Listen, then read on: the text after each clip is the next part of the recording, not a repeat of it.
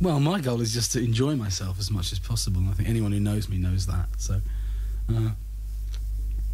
but more seriously, I suppose, I think I've come to terms with I'm more of a songwriter than a performer, really. I think people even come, when they come to see me live or something, they come to see the person that wrote the songs perform them. I think, well, yeah, it's hard to explain. I think some people do find me quite compelling to watch for some reason. You know, I think I put a lot into what I do on stage.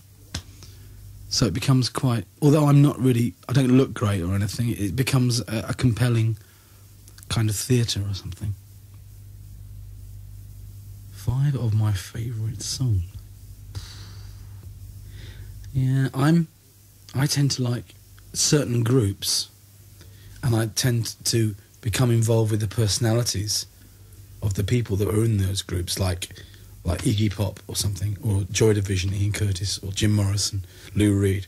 So I tend to get, I don't know why, I think there's something good about pop music where you have personalities, and then you can start feeling things with those people, you know, as they change and as they make different records and as they go through different experiences. You can follow with them, if you like, their experiences. You know what I mean? It's not quite, it's not just another song by someone else. And I mean, I do admire songs, but I more admire people. I think, well, it's not because I like music that's simple. I like music that is direct. To me, simple music, direct, can communicate a bit more effectively, you know, a bit more direct.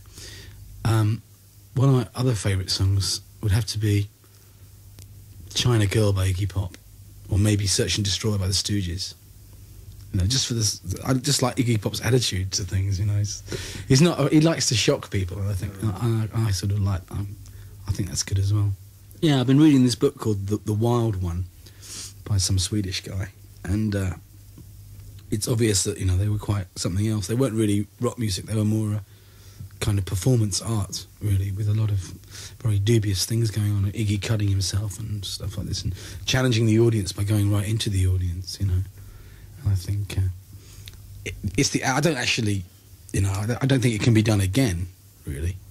But it's that attitude that I like, you know. And I think even in some of my songs, that comes through as well in the attitude of some of the songs. Maybe not quite as confrontational as Iggy Pop, but it must be there somewhere. I think it's been such a major influence on me.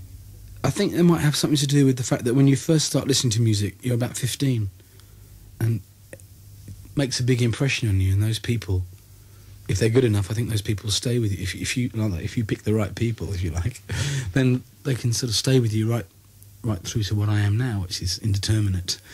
But maybe as you get older, maybe because I've done it myself, I find it harder now to look up to other people. But otherwise, I'm sure. I mean, I admire Mike Scott from the Waterboys. I like Mark Hollis from Talk Talk and things like that. I think one of my favourite songs would have to be, of the 80s, would have to be by the Waterboys, Whole of the Moon.